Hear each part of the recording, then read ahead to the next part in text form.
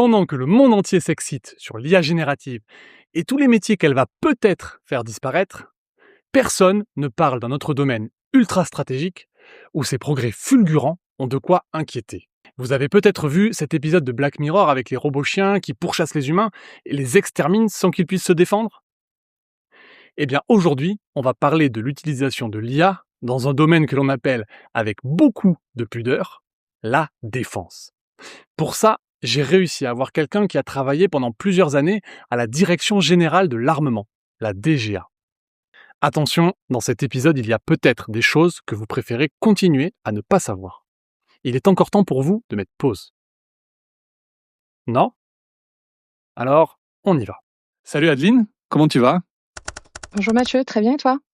Ah bah écoute, bien, enfin, comme tu sais, les débuts d'hiver où t'as toujours un rhume, un truc un peu relou, mais sinon ça va. Et ben, bienvenue sur Tronche de Tech. On va parler d'un sujet hyper intéressant aujourd'hui, mais je le spoil pas, comme d'habitude. Et je te laisse par commencer par te présenter en 3 phrases max. En 3 phrases, je m'appelle Adine, je suis ingénieure de recherche en IA, et j'ose pas spoiler non plus du coup. C'est à toi de spoiler, il faut bien que quelqu'un spoil à un moment quand même. D'accord, si j'ai le droit de spoiler, et donc je travaille depuis pas mal d'années dans le domaine de la défense. Sujet à la fois très intéressant, en plus avec la couche IA dessus, et assez sensible en vrai, hein, parce que moi je suis un peu le naïf, tu vois, mais on me dit défense, en fait, défense, c'est large, c'est pas. Moi j'ai fait du sport, tu vois, donc il y a la défense et l'attaque, c'est pas la même chose, mais en fait dans le domaine de la défense, en fait c'est la même chose, les deux pans de la même, voilà. Donc on va parler de tout ça. Et ben pour commencer, j'aimerais bien savoir toi comment t'es arrivé dans la tech au début. Alors dans la tech, c'est super simple. Depuis que je suis toute petite, j'ai toujours dit que je ferais des maths, et quand on me répondait: «C'est cool, tu pourras faire prof de maths», dans ma tête, je disais: «C'est pas du tout ça que je veux faire».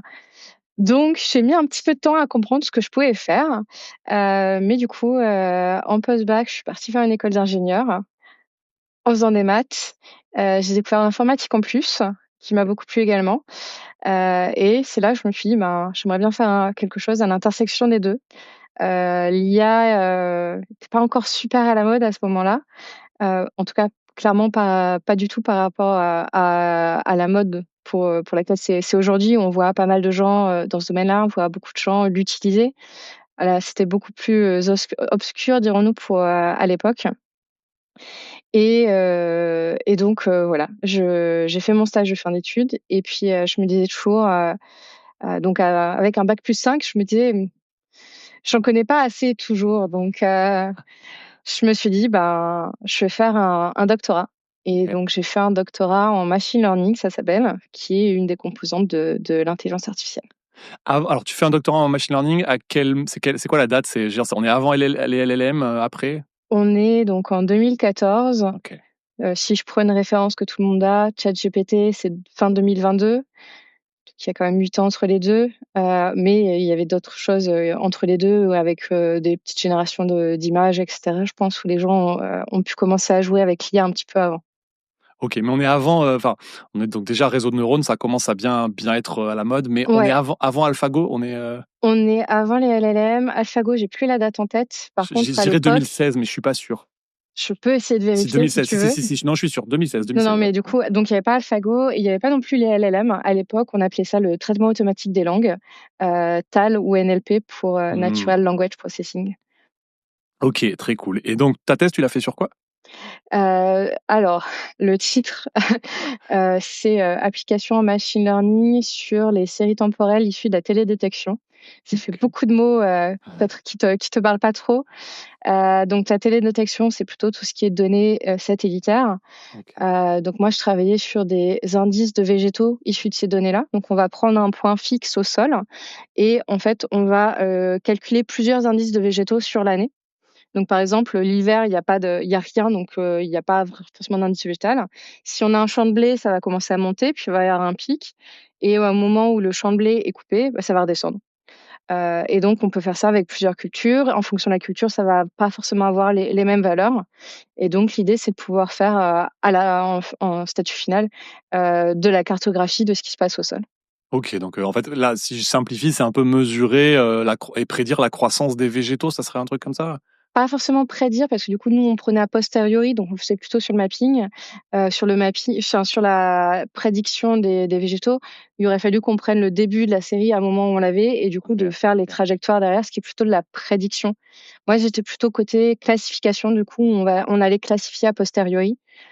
Pour voir, je sais pas, par exemple, le suivi de déforestation de l'Amazonie, les déclarations des agriculteurs, en France pour voir si ce qu'ils déclarent est bien ce qu'ils avaient au sol, ce pas mal d'applications différentes, en fait. Ok, hyper intéressant. Et à quel moment tu bifurques vers la défense?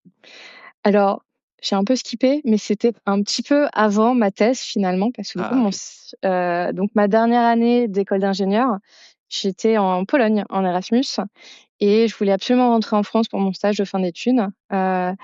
J'ai beaucoup adoré la Pologne, mais la France me manquait un petit peu à ce Ok. moment-là et dans les 2 régions qui m'intéressaient vraiment pour, l'histoire pour bosser en fait, tout simplement des régions qui me parlaient à moi, à la fois au niveau, technologique parce que je voulais des régions dans lesquelles je pouvais, trouver du travail et également des régions dans lesquelles moi je me projetais en tant que, personne.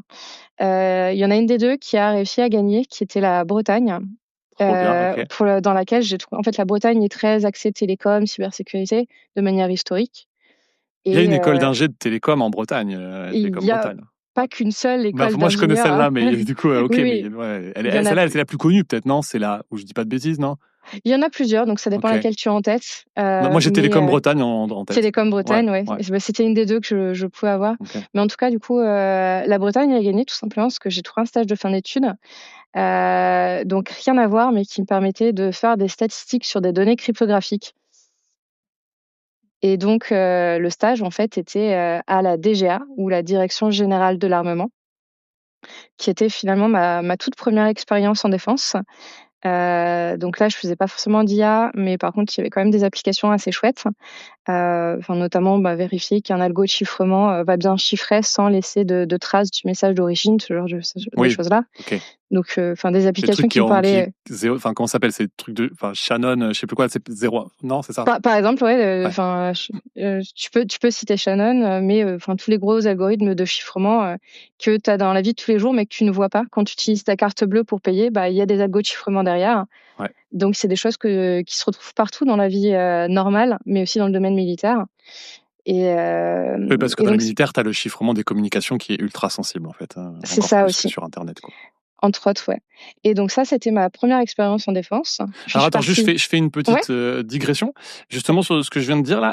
Est-ce que, tu sais, les techniques de cryptographie qu'on utilise pour le militaire, c'est les mêmes que celles qu'on va utiliser pour Internet ou pas du tout? Ou c'est vraiment un... Normalement non, Ouais, non, ok. parce que du coup, il y a des contraintes supplémentaires. Après, enfin, je dis pas qu'il y a pas du tout de recouvrement, mais il y a des techniques qui sont développées spécifiquement pour le domaine militaire. Soit parce qu'il y a des contraintes, au niveau technique, hardware ou software, ou des contraintes de confidentialité qui doivent être différentes. Et donc, il y a probablement de l'inspiration un petit peu des 2 côtés. Les gens qui les développent peuvent, faire des publications côté académique et travailler dans le militaire aussi. Il y a des Ouais. recouvrements entre les labos académiques et militaires. Mais, en théorie, de ce que j'ai pu voir, c'est pas du recouvrement à 100%. Il y a des techniques qui sont 100% militaires. Ok, très clair. Ok, donc tu disais, donc toi, ton stage. Donc ouais, j'arrive à du coup, mon stage se termine. Je pars faire ma thèse comme je vous ai dit, comme je t'ai dit juste avant et puis, à la fin de ma thèse, en fait, j'ai quand même gardé des contacts à la DGA. À la fin de la thèse, j'ai plusieurs personnes qui me contactent et j'avais vu l'information entre-temps, comme quoi il y a un labo d'intelligence artificielle qui allait ouvrir à la DGA. Ok. En Bretagne, du coup. En Bretagne, Trop bien. où j'étais, où je m'étais installée, donc où j'avais envie de rester aussi, donc je me suis dit: «Ben, on va tester». Ils m'ont acceptée. Trop bien. Donc Ok. je suis retournée côté DGA. J'y suis restée, 4 ans après ma thèse. Donc très, très bonne expérience et Bah, puis, on va revenir dessus peut-être sur ouais, sur ton expérience à la déjà, parce qu'évidemment, c'est hyper intéressant. je pense Euh, qu'on aura le temps de développer et mais puis, ouais, je sais pas si vous voulez dire un truc. Moi, je voulais du coup que tu rentres dans le sujet, peut-être, qu'est-ce que ça veut dire maintenant concrètement faire de l'IA dans la défense? Alors, ouais, c'est une question très vaste. Ouais. Donc faire de l'IA dans la défense, en fait, on peut le faire sur beaucoup de sujets différents. Donc ça va être très dépendant des personnes. Je pense qu'il y a beaucoup de gens qui voient, des LLM, on peut faire des choses avec des LLM. On peut faire aussi des choses avec tout ce qui est vision. On peut faire des choses qui ont complètement rien à voir, avec de l'automatisation de tasks. On peut faire des choses pour aider à maintenir le matériel en conditions, ce qu'on appelle opérationnelles.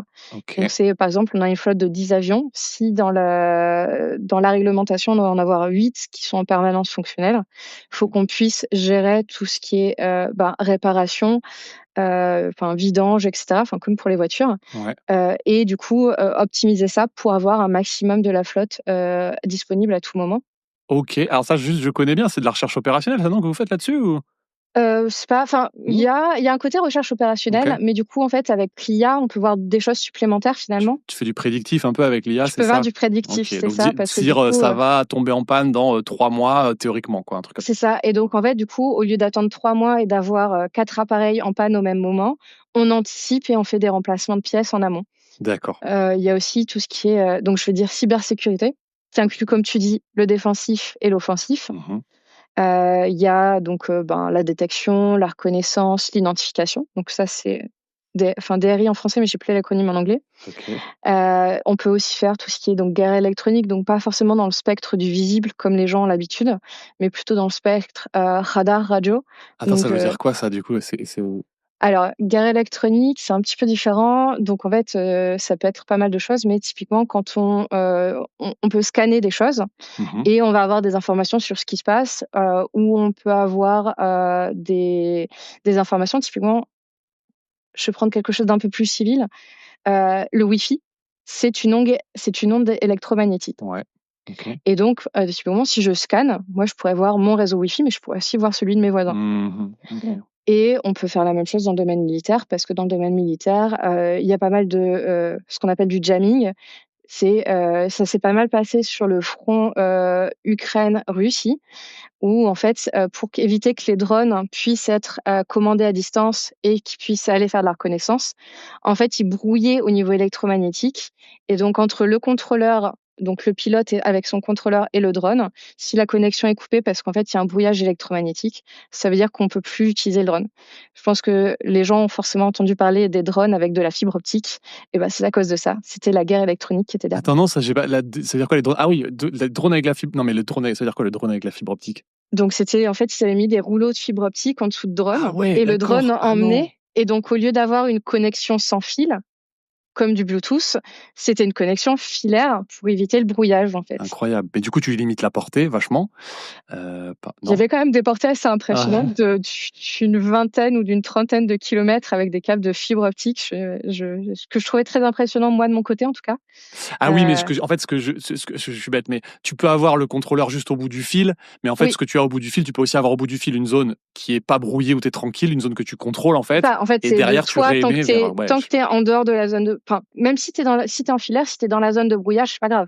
ouais, C'est oui. si t'es en pas filaire, si Non, tu mais ce que passes je par voulais les ondes. dire, c'est que justement, si tu as t'as une zone de brouillage, Ouais. et toi, en fait, t'as deux extrémités. T'as l'extrémité où il y a le drone, et t'as une extrémité où tu pourrais mettre un émetteur qui, lui, ne sera pas brouillé, qui réémet vers Non, plus loin encore. ça Non, tu peux marche pas faire pas. ça? Ça marche Ça pas, marche ça? pas parce que si le drone est dans la zone de brouillage, il arrive Ouais. pas à recevoir les instructions. Mais moi, ce que je voulais dire, c'est que le drone, il communique via la fibre, il arrive au bout de la fibre, et ton autre bout de la fibre, tu l'as mis dans une zone non brouillée, en fait. Oui, mais C'est du coup, possible, ça? l'autre bout de la fibre, en fait, c'est ton pilote. Ouais, c'est tant pis, mais je pensais qu'il y avait un effet, un truc où tu pouvais dire, bah, en fait, pour aller encore plus loin, si t'es limité par, tu vois, si tes 20 km sont pas Oui, suffisants, non, mais tu du coup, peux réémettre. Mais non, en général, enfin, c'est le pilote est au bout, d'accord. Ok. normalement, le pilote est au bout. Après, si tu veux aller encore plus loin, faut utiliser d'autres techniques et voler plus haut, par exemple, Ok. ce genre de choses. Incroyable. Et trop intéressant. Et du coup, tu disais donc l'IA là-dedans, ça va être, enfin, des enjeux, ça va être de détecter avec toutes ces données que tu as d'ondes, euh, ce qu'il y a ce qu'il y a dans le coin en fait, comme émetteur, comme brouilleur, etc. Éventuellement de les localiser, c'est ça? Alors du coup, oui, si tu veux aller jusqu'à la localisation, tu peux utiliser, tu peux le faire dans les ondes électromagnétiques. Ok. Après, ça peut être pas mal d'applications, ça peut être reconnaître un matériel. Donc, typiquement, si je garde l'esprit drone, ça peut être identifier un DJI Mavic d'un Parrot. C'est Ok. 2 drones de 2 familles différentes et donc tu pourrais essayer de les différencier. Ça marche aussi avec d'autres choses. Je prends juste les drones pour essayer de garder quelque chose qui soit plutôt compréhensible par tout le monde parce que du coup si je passe sur des termes techniques militaires, j'ai un peu peur de perdre l'audience. Ok, trop bien. Donc tu m'as dit, alors tu m'as parlé un peu de la cyber à un moment. Ouais, Qu'est-ce qu'il y a comme IA dans la cyber?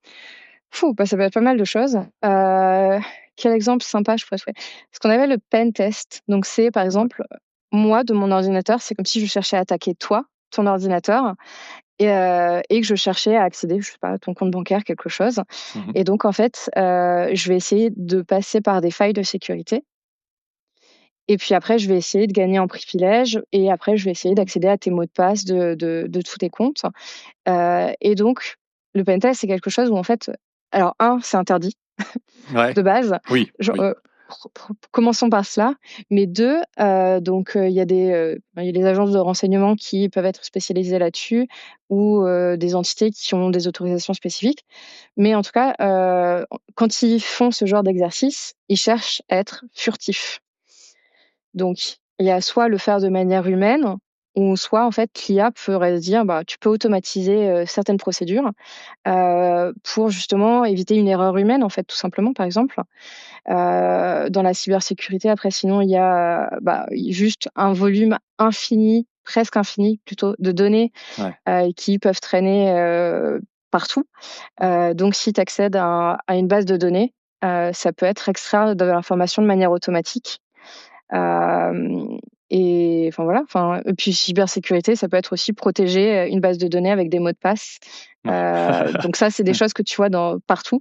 À chaque fois que tu vois qu'il y a des fuites de mots de passe, en fait, c'est qu'il y a eu un problème au niveau Mhm. cybersécurité. Ouais. Mais les tests d'intrusion, tu disais, ils sont illégaux. Je ne sais pas si tu peux me répondre à cette question, mais donc ils sont illégaux pour le civil. Pour le militaire, c'est pareil ou il y a des... Alors pour le civil, si tu obtiens enfin, il y a des entreprises qui sont spécialisées et qui Oui. font du pen test, soit humain, soit au niveau technique. Et ces entreprises-là, si on les autorise, si toi demain tu vas les voir et tu dis: «Bah, je vous autorise à faire un pen test sur mon réseau», en fait, ça te permet d'évaluer si ton réseau il a des failles, de mieux connaître tes failles et donc du coup de les corriger et de mieux t'en protéger.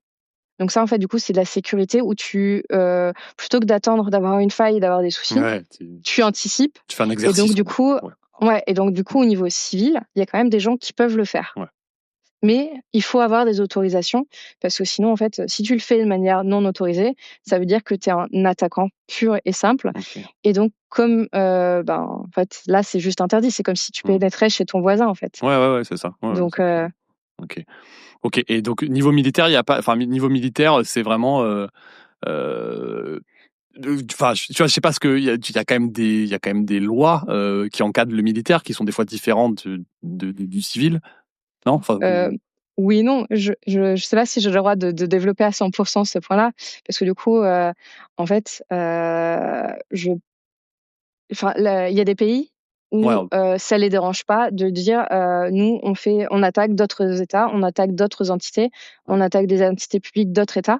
Mhm. En France, c'est plus complexe parce que du coup, on va jamais attaquer les États avec qui on est partenaire. Donc, Mhm. typiquement, les membres de l'Union européenne, on n'a aucune raison de le faire.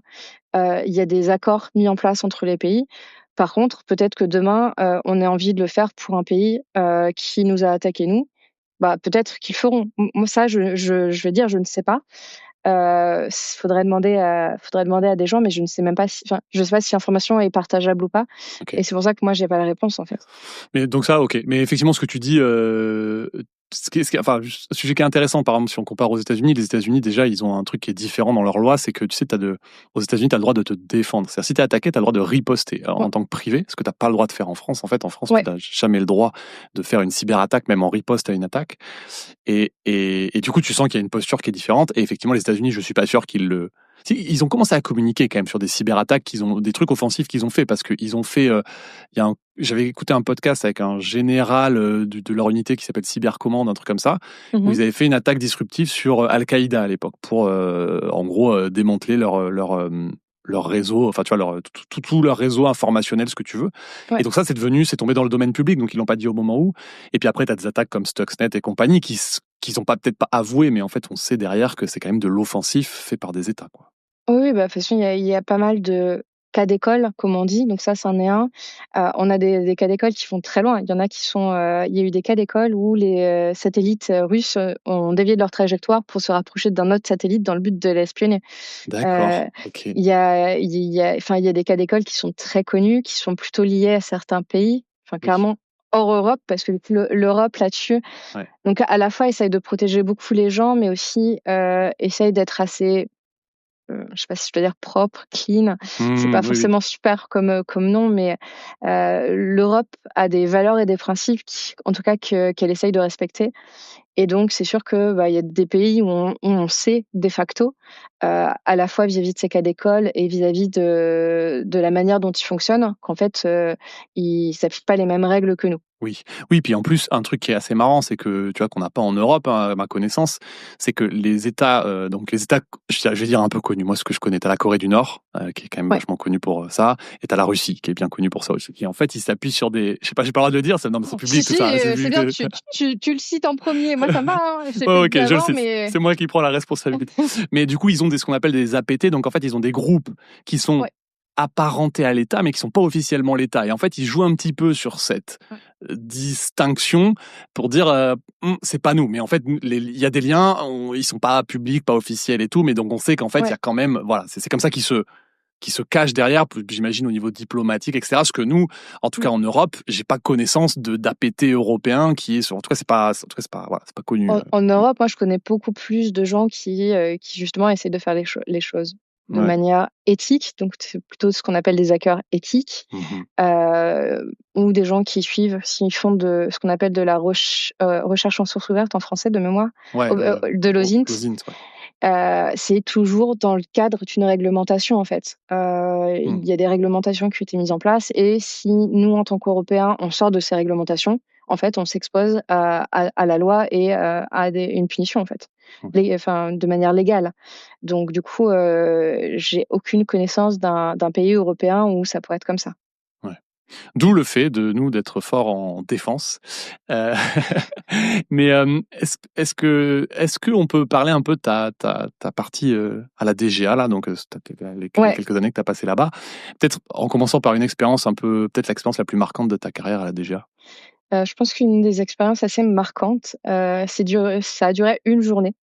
On avait présenté du coup pour les 2 ans de ce qu'on appelle la Task Force IA, on avait présenté du coup à la ministre des Armées de l'époque, donc Florence Parly, des travaux qu'on avait fait en interne. Ouais. Et donc en fait, on a remonté tout ça. Il y avait aussi des industriels qui présentaient. C'était une journée assez riche en partage, en événements. Et aussi, j'ai trouvé ça très, très sympa de voir un peu les avancées de tout le monde sur ce sujet-là, parce que du coup, la Task Force IA avait commencé 2 ans avant. On était à mi-chemin, ça allait finir 2 ans après. Et donc, ça permettait de voir un peu tous les progrès faits sur les différents sujets, qui allaient dans le sens justement d'augmenter les capacités du ministère des Armées en général, comme la DGA, Direction générale de l'armement, et dépendent du ministère des Armées. Ouais, ouais. Et donc du coup, en fait, on avait pu présenter Ok. ce qu'on avait fait, c'était super chouette. Tu peux me dire ce que c'était à peu près les travaux? Alors celui-là, c'est public, donc Ok. oui. En l'occurrence, on avait dû un petit peu piocher dans les projets publics qu'on avait, parce que comme il y avait des gens qui faisaient pas partie du ministère des Armées, notamment les industriels, il y avait pas mal de choses en fait qui étaient confidentielles et pour lesquelles on ne pouvait pas partager. Moi, ce que j'avais présenté, c'était un algorithme dit de détection d'anomalies.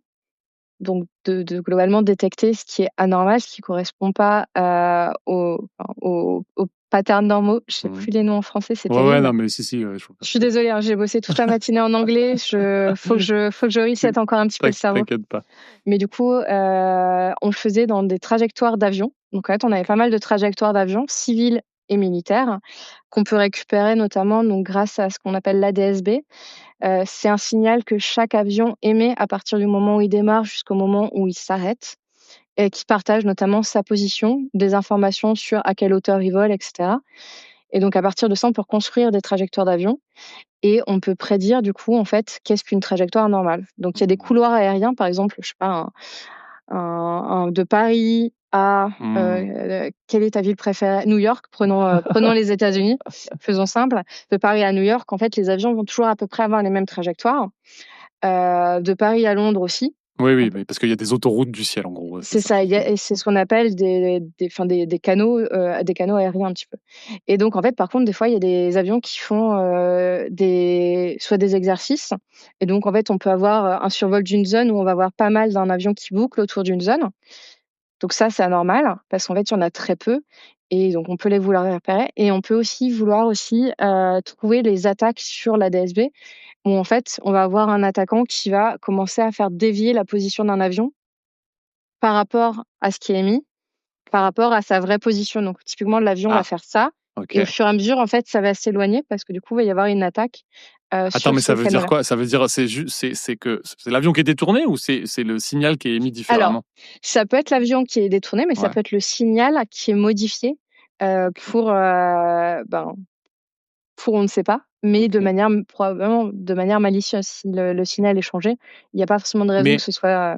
Là, ce que tu me dis, c'est le signal peut être changé, c'est-à-dire que l'avion suit sa trajectoire normale et on modifie le signal. Donc là, tu vas détecter. Alors, non, ça peut être l'autre sens aussi. Ça peut être ça. Ouais. Ça peut être aussi un signal qui est rajouté là où il n'y a pas d'avion. Ok, oui. Ça peut être. Il y a beaucoup de cas en fait où il suffit d'avoir juste un émetteur et on peut émettre ce qu'on veut comme information. Ok. Donc.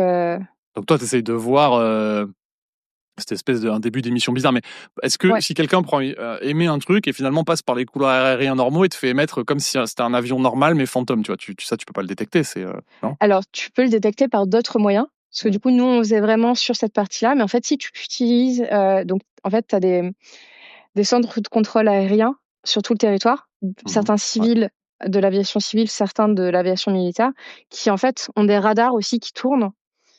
Et donc en fait, si tu as une position, tu peux regarder si dans la position il y a un objet physique ou pas. Ah oui, d'accord, ok. Donc tu viens donc corréler là, avec.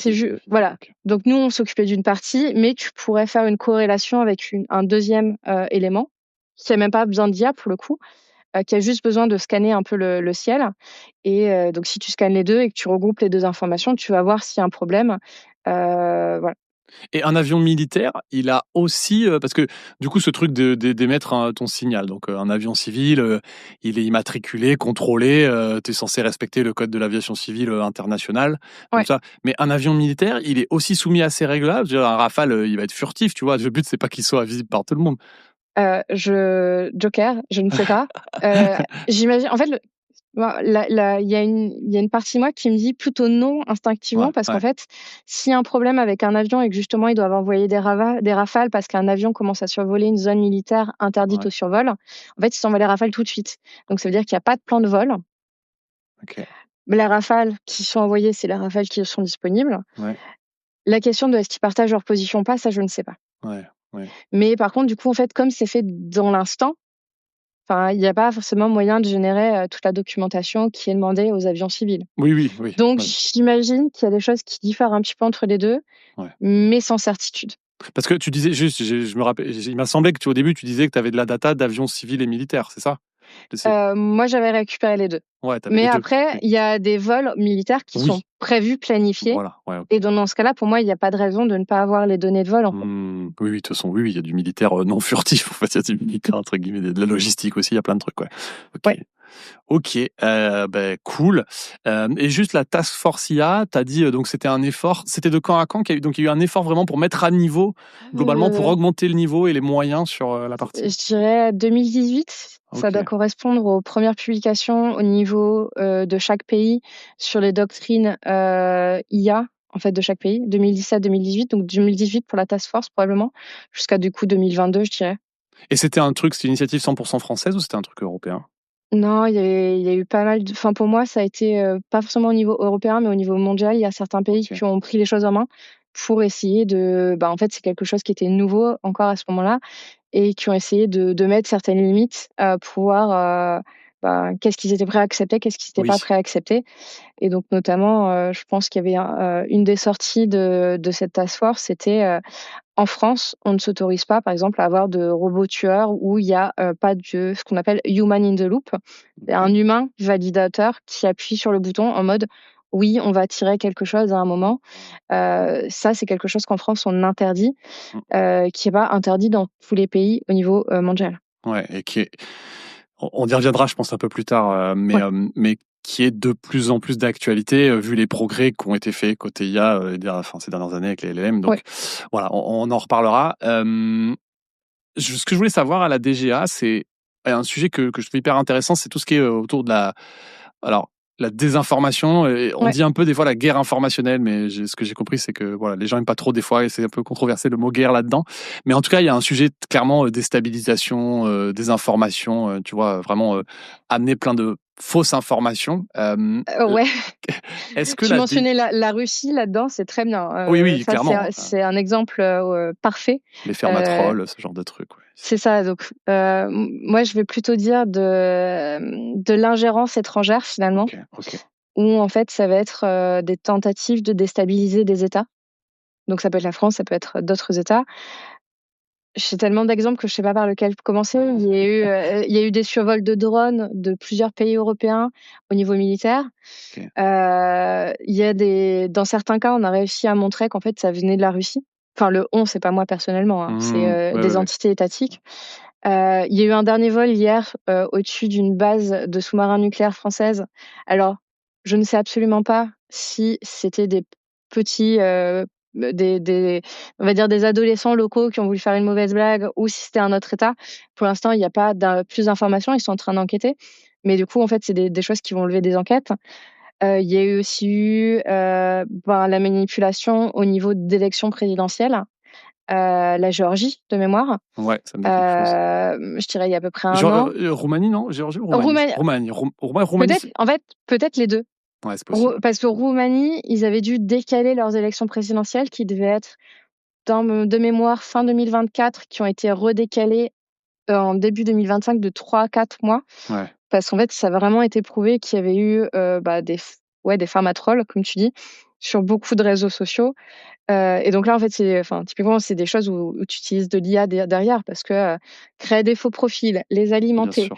les faire communiquer entre eux, les faire communiquer avec d'autres gens, voir là où il y a déjà des gens qui commencent à avoir certains biais, où tu les amènes encore plus dans certains biais et que tu les restreins à certaines bulles d'informations qui sont parfois néfastes, en fait, qui sont pas forcément des informations réelles, mais tu les amènes au fur et à mesure en modifiant un petit peu, puis en remodifiant un petit peu. Puis après, tu arrives à convaincre des gens de choses assez Ouais. folles, en fait. L'exemple Euh, type, c'est le Cambridge Analytica, c'est la première élection de Trump, je crois, où on montre que il y avait des espèces de pubs fantômes sur Facebook qui étaient pile poil ciblées avec de la fausse information pour dire le candidat machin va, je crois que c'était l'exemple que j'ai en tête, c'est Hillary Clinton va interdire les armes à feu, tu vois, ce qui n'était pas ouais. dans ses propositions, mais ils affichaient ça parce Mm. qu'effectivement c'était des trucs ils ciblaient les indécis justement et ils les faisaient basculer comme ça en disant mais attends, pourquoi elle fait ça? Hop, je bascule, je vote de l'autre côté. Et ça suffit en fait à faire basculer l'élection parce qu'ils avaient ciblé les quelques États un peu critiques là-bas. Donc, Ouais. c'est un truc. Non, mais du coup, ça, c'est des choses en plus que tu peux retrouver. En France, d'ailleurs, on a une entité un peu vraiment spécifique pour ça, qui est vraiment pas de la contraction, c'est vraiment de la détection. Ils font de la détection pure. Donc, en fait, ils vont remonter parmi toute une masse d'informations. Ils ont des outils. Donc, l'entité s'appelle la Viginum. Et c'est vraiment de la détection parmi des très grosses masses d'informations, comme peuvent l'être les réseaux sociaux, pour essayer de voir, en fait, quel est le point de départ, d'où ça vient exactement le point de départ. Ah, ok. Et Donc ils essayent en fait, ils essayent de pointer du doigt d'où ça vient. En fait, ils essayent ils essayent d'attribuer les ils campagnes. essayent d'attribuer. Après, par contre, il y a pas, enfin, c'est pas cette entité-là qui va gérer les conséquences a posteriori. Ça peut être soit géré par voie diplomatique. Enfin, je pense que c'est la voie la plus logique, en fait, de le faire de manière diplomatique. Ah ben, on a réussi à prouver que c'était vous. En fait, le refaites pas. Ouais. Voilà. Je suis pas diplomate, donc je peux pas rentrer dans les détails Oui, bien là-dessus. sûr. Ouais. Mais en fait, en montrant qu'en fait, on sait d'où ça vient, qu'on sait qu'il y a eu des choses, c'est déjà un moyen de défense, un moyen de ne pas se laisser faire face à toutes ces choses parce que avec les outils modernes, avec l'IA, c'est de plus en plus simple en fait de gérer ce genre de campagne Ou comparé à avant, quand on recevait des mails avec des fautes tous les Ouais, mots, bien en sûr. fait. Ouais, bien sûr. Les spams sont faits de manière beaucoup plus réaliste maintenant.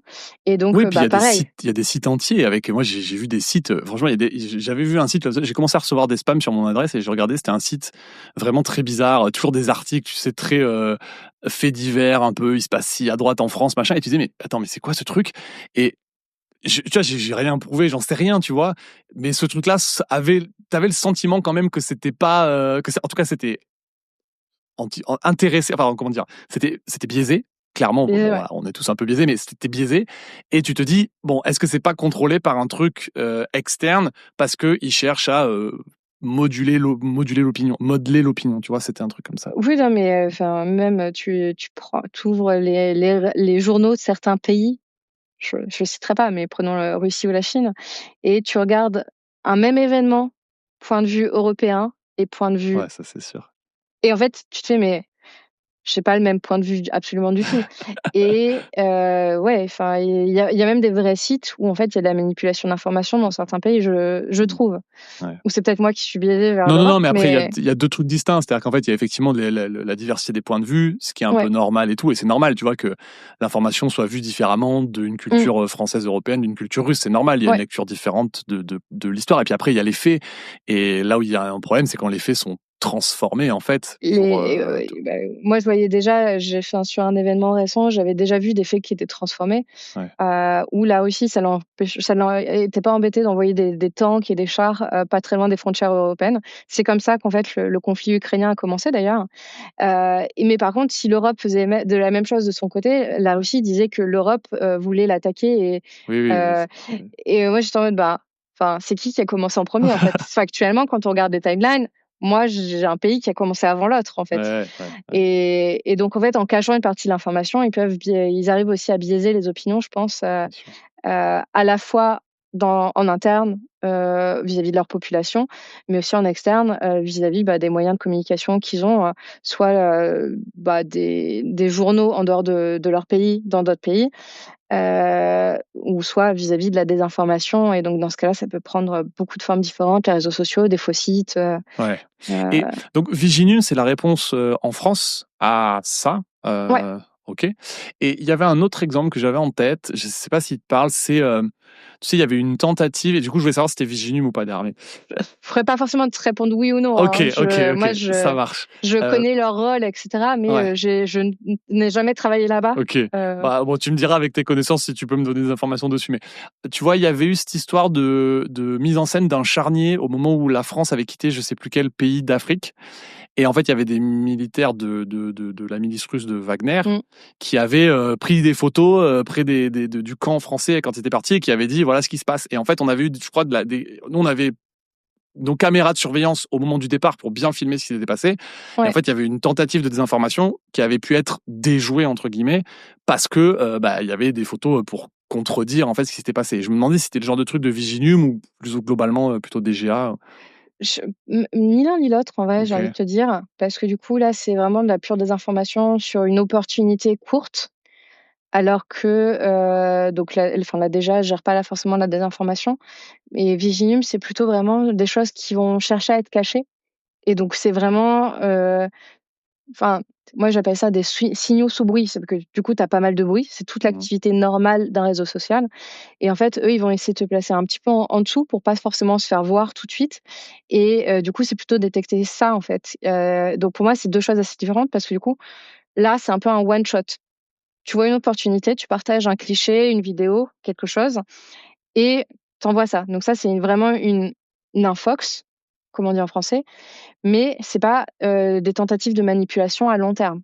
Il y a du court terme, long terme, et du coup, c'est pour ça que je suis pas sûre que ça rentre dans leurs attributions, en fait. Pour moi, c'est plutôt le long terme parce que du coup, c'est pas les mêmes niveaux d'ingérence. Voilà. Et puis une photo, ça peut être à l'initiative de n'importe qui. Demain, tu as envie de faire du mal. Je suis désolée pour son voisin, mais à ton voisin, tu peux. Parfait. Mais du coup, tu pourrais vouloir faire du mal à ton voisin en prenant sa tête, en faisant un faux montage avec de l'IA et l'envoyer sur Internet. Ça, c'est un one shot vu que c'est très court comme instant, Ouais, comme ok, je instance. comprends. Je comprends. En gros, ils essaient de détecter des initiatives un peu long terme. Ok. Ouais, c'est ça. Ok. Hyper intéressant. Et donc, qu'est-ce que tu fais? Donc, t'es plus à DGA. Non. Qu'est-ce que tu fais maintenant et puis pourquoi t'as changé? Donc ça fait 3 ans et demi entre les deux, que j'ai rejoint une start-up qui s'appelle Elsing. Et pour changer, je fais de l'IA pour la défense, en l'occurrence, to protect our democracies. Ok. Donc pour protéger les démocraties, c'est le slogan d'Elsing. Et donc pourquoi j'ai changé? Parce que ça faisait 4 ans que j'étais à la DGA. Il y avait quand même des choses que j'ai vues, que j'ai appris, c'était bien. Mais je pense qu'il y avait deux côtés. Un côté personnel où en fait, fallait que je rejoigne Paris malheureusement. Et un Ok. côté professionnel où je me suis dit, ben, quitte à moi déménager dans ma vie personnelle, pourquoi pas aussi faire un changement côté professionnel pour voir d'autres choses. Donc j'avoue que j'ai pris un peu les deux extrêmes, j'ai l'impression, parce que du coup, je suis passée d'une entité publique, la DGA, vers une start-up. Et puis, quitte à changer, je suis pas restée côté français. Enfin si, mon contrat est français, je bosse dans une boîte française, mais en fait, Helsing se positionne à un niveau européen. Donc c'est une start-up qui a été fondée en Allemagne et on a 3 gros pôles, l'Allemagne, la France et l'Angleterre. Donc il y a aussi une dimension un petit peu plus grande, et donc moi j'ai rejoint en 2022, Ok. Helsing.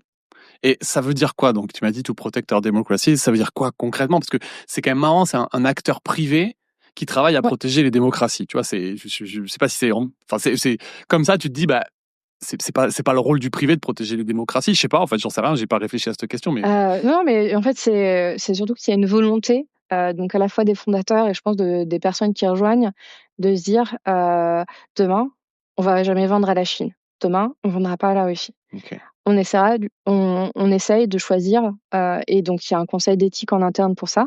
On essaye de choisir les pays, les partenaires avec qui on travaille, dans le but, en fait, de, vraiment se dire: «Le but, c'est pas de devenir quelque chose de dictatorial, c'est vraiment de protéger nos démocraties». Je suis Ouais. désolée, je fais un Reddit, mais du coup, c'est de garder vraiment un côté éthique, en tout cas assez fort.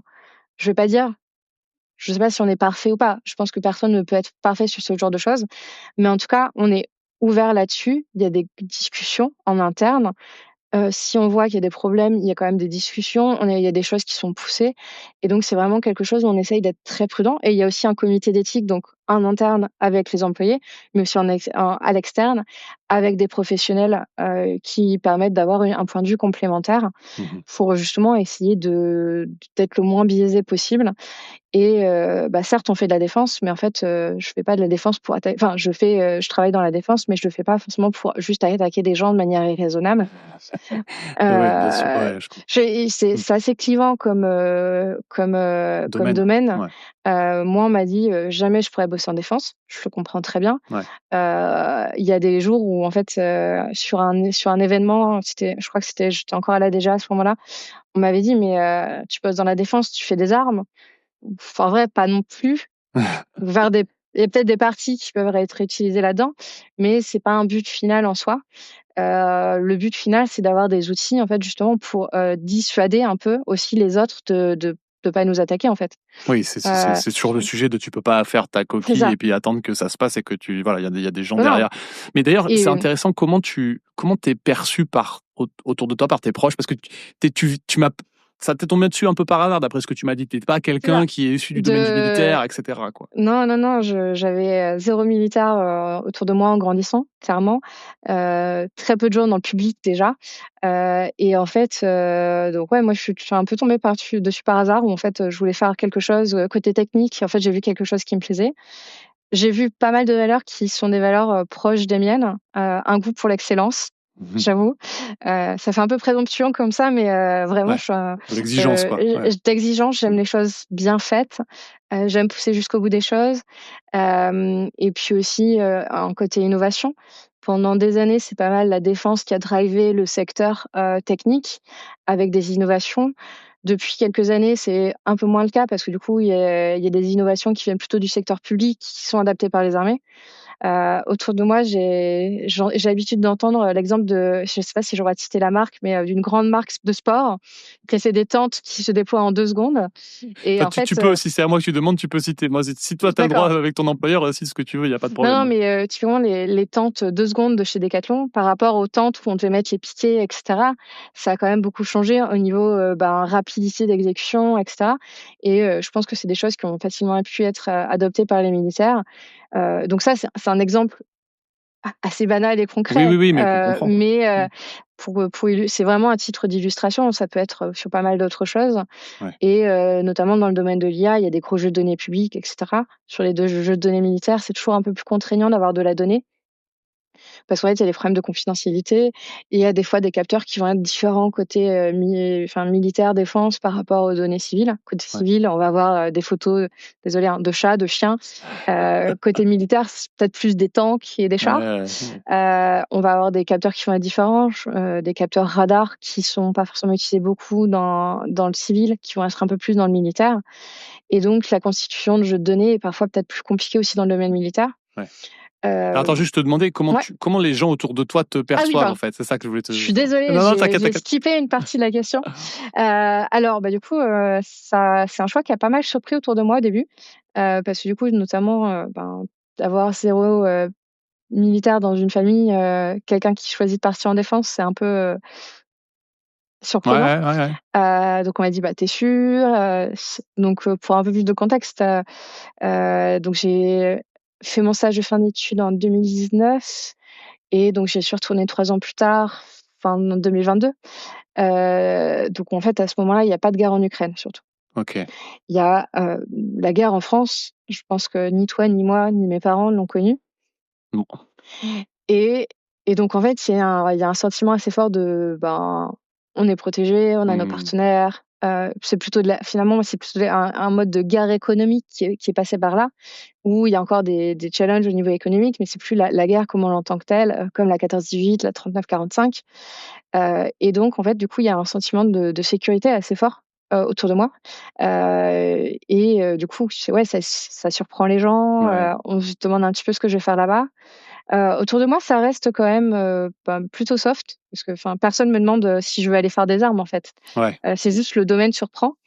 Après, moi, ça m'avait à titre personnel, j'étais en mode, j'ai vu des choses qui me plaisent, j'ai envie d'aller là-bas. Donc j'ai un peu fait outre, certains commentaires et puis j'y suis allée quand même, en fait. Et puis, donc quand j'ai choisi de rejoindre Helsing, en quittant Nadejda, là, par contre, le contexte avait un petit peu changé. Il y avait déjà la guerre en Ukraine, notamment. Et donc là, même au sein d'Adéja, je commençais à entendre des sons de cloche un petit peu différents. Au lieu de me demander si j'allais faire des arts, on me disait: «Ah, c'est bien, faut qu'il y ait des gens qui le fassent». Pas forcément, j'irai bosser en défense Ouais, et ouais. je comprends tout, c'est quelque chose que je comprends tout à fait parce que, c'est quelque chose qu'en fait, il y a des gens qui seraient pas OK et voilà, hein, il y a pas de Mmh problème mh. là-dessus. Mais par contre, en fait, qu'on me dise, «C'est important qu'il y a des gens qui aillent bosser sur ces sujets-là», déjà, ça me permettait de souffler un petit peu plus quand même. Ça change, c'était plus agréable pour moi. Et puis après, s'il y a des gens qui me disent: «Je veux pas aller bosser en défense», très bien, moi, il y a plein de domaines dans lesquels je voudrais absolument pas aller Ouais, bosser. bien sûr. Ouais, bien sûr. Et donc chacun fait en fonction, de ses appétences, de ses envies et de ses valeurs et donc voilà. Ouais, non, mais je comprends très bien l'évolution, post-Uc guerre en Ukraine, hein, parce que ça a quand même, entre guillemets, c'est un petit trauma pour, beaucoup d'Européens. Mmh. Alors pour des Ukrainiens, n'en parlons pas, mais, Ouais. pour beaucoup d'Européens de réaliser que tu as la guerre à tes portes et en fait, c'est pas de la fiction, quoi. C'est Non, pas de non, la mais fiction. Mmh. là, ça fait, donc moi, j'ai vécu en Pologne et puis, j'ai revoyagé plusieurs fois en Europe de l'Est depuis. Donc l'Europe de l'Est, je suis Estonie, Lettonie, Lituanie et cetera, sur un peu le front de l'OTAN, comme on dit. Et c'est sûr qu'en fait, quand tu vas là-bas, tu le ressens beaucoup plus un peu. Nous, en France, c'est plutôt une inquiétude un peu au niveau diplomatique. On fait des choses au niveau diplomatique, mais pas au niveau personnel. au niveau de chaque homme et de chaque femme français. Et alors que quand tu vas là-bas, il y a vraiment quelque chose d'un peu plus, c'est des choses plus personnelles parce qu'ils vont avoir plus de chances d'avoir de la famille, ils vont connaître Bien plus sûr. de personnes. Alors qu'en fait, on est un peu moins exposé à ça en France, comme on est un peu plus loin géographiquement. C'est quelque chose, enfin, j'ai vécu 1 an en Pologne. Quand j'y suis retournée, j'ai vraiment senti qu'il y avait eu un shift un peu là-bas, Ouais. dans la perception des choses parce qu'en fait, de manière historique, en fait, ils ont déjà été, envahis, des 2 côtés, l'Ukraine entre autres. Lettonie, Lituanie, ils ont aussi pas mal été sous gouverne, de l'URSS, en fait, des pays soviétiques. Ouais. L'Ukraine, c'était le cas aussi. Donc en fait, eux, ils ont une histoire encore plus proche parce que géographiquement, c'était plus proche et du coup, il y avait déjà eu des envahissements, ça se dit pas. Ouais, non, mais si, des occupations, Ils quoi. avaient Enfin, des ouais. occupations dans le passé et donc en fait, le fait de les revoir, je pense qu'en fait, du coup, la jeune génération a pu quand même discuter avec des générations qui se souvenaient encore un petit peu, qui avaient des histoires, de leurs, parents, grands-parents, je ne sais pas. Mais du coup, en tout cas, enfin, ça fait vraiment Hmm. ressurgir, je vais pas dire un traumatisme, mais presque. Ouais, en tout En cas, tout cas, une inquiétude, ouais, ouais, une ouais. conscience, une inquiétude, beaucoup plus au niveau personnel Hmm. et je pense qu'en fait, il y a beaucoup plus d'actions faites à titre individuel dans ces pays-là qu'aujourd'hui en France. Ouais, ouais, ouais. Oui, en fait, et c'est aussi, enfin, je sais pas si c'est pour revenir au sujet de la désinformation. Enfin, Ouais, j'avais entendu quand même en France, on est particulièrement ciblé par la désinformation russe notamment, et en plus, on est un des pays où apparemment c'est les plus efficaces parce qu'il y a pas mal de défiance envers les institutions, ce que tu as moins dans d'autres pays, peut-être des pays aussi plus proches de la frontière avec la Russie, hein, où en fait il y a un peu, enfin, t'es un peu plus près, donc t'es un peu plus impacté, donc t'as un peu plus d'histoire, donc t'as un peu moins de, je vais dire, de naïveté, hein, parce que je pense qu'il y a un côté comme ça. Je veux vexer personne, tu vois, mais j'aime beaucoup le mot que tu utilises. Ça peut paraître un peu dur de parler de naïveté, mais en fait, c'est comme tu dis, en fait, tu peux pas te cacher pour moi, tu peux pas te cacher dans une coquille en espérant que tes voisins vont t'oublier. ouais, c'est ça. Certes, nous, nos voisins, on les aime bien, on les apprécie, on Mm. travaille avec eux, mais c'est pas le cas du front est de l'Europe, où il y a plus de problématiques géopolitiques, dirons-nous. Ouais. Et donc, enfin, typiquement, ça a été dit par Vladimir Poutine, je sais plus si c'était cette semaine ou la semaine dernière. Si l'Europe attaque, je mets des guillemets, hein, Ouais, ouais, si l'Europe attaque, on attaquera en retour. Et bien sûr. très honnêtement, ça montre clairement. Enfin, il y avait d'autres. Je peux en citer d'autres, hein, des Ouais, Vladimir ouais, Poutine. ouais. Il y en a des très jolis. Il y en a pas mal, La ouais. Russie est un empire et un empire n'a pas de frontières. C'est aussi du Vladimir Poutine. Ouais, Je ouais. pense que ça veut vraiment dire qu'en fait, pour lui, s'il a l'Ukraine, potentiellement, il pourra continuer plus loin, en Ouais, fait. ouais, bien sûr. Moi, c'est comme ça que j'interprète. C'est pas du fatalisme, c'est plutôt, ouais, un reality check, Ouais, ça et puis me ça d'avoir un peu les yeux en face des trous. mmh, C'est vraiment une histoire de naïveté. Enfin, tu vois, je pense qu'à un moment, faut pas être naïf. Je veux dire, tout le monde n'est pas beau, gentil. Et puis, mmh, indépendamment d'être gentil, en fait, de ces trucs-là, c'est juste que il y a une vision complètement différente du monde qui est ouais, difficile à comprendre quand tu es français. Tu comprends pas bien. T'es pas à la place d'un Russe, t'es pas à la place d'un Poutine. Enfin voilà. ouais. Et donc, enfin, même interpréter ce qu'ils disent à travers ton prisme à toi, ça marche pas en fait. Ça marche pas. Non, on peut tenter, on peut, faire des choses, on peut, essayer d'être ouvert à l'écoute, mais c'est sûr que, on a grandi dans un pays, on est attaché à certaines choses, on Ouais. voit les choses d'une certaine manière les d'autres pays auront d'autres visions, et c'est normal parce C'est normal. qu'on Ouais. a il y a des passés différents, il y a des méthodes d'éducation différentes, il y a des échanges différents et puis, voilà. Ouais, et ça aboutit à des incompréhensions et Ouais, des conflits, hein, clairement. ouais. Je vais revenir sur toi et sur ce que tu fais maintenant. Mais c'est quoi le truc le plus what the fuck que tu fait chez Helsing? Je dirais l'année dernière, heu, ouais, l'année Ouais, dernière, c'est bien ça. je sais pas. On est avec une toute petite équipe de quelques personnes, on a envoyé un modèle d'IA dans un satellite et OK, du coup, on l'a fait tourner dans l'espace. trop bien. OK, tu peux me dire, tu peux pas me donner des détails sur ce que ça faisait, c'est ça? Ah, je vais botter en touche sur celui-là parce que du OK, coup, l'information sur laquelle il y a eu des algorithmes d'IA qui ont été, fait tourner dans l'espace ouais, n'est pas cachée en fait. C'est OK. quelque chose, Mmh. dont l'entreprise est fière en fait et à juste titre parce que c'est quand même super cool. C'est clairement une première en Europe, peut-être la première dans le monde. Donc, faut en être Stylé. fier aussi, hein. Ouais, carrément. Et puis, par contre, je sais pas si en fait, sur quelles données exactement on s'est entraîné, on a fait tourner l'algo, etc. Ça, je suis pas sûre que ce soit public. Et c'est pour ça que je préfère pas forcément trop te donner Mais l'information. est-ce que tu peux me dire quel est l'intérêt de faire tourner un modèle d'IA dans un satellite? Pourquoi? Est-ce que c'est juste une prouesse Alors, technique? non, la première chose, c'est montrer que c'est possible. Ok.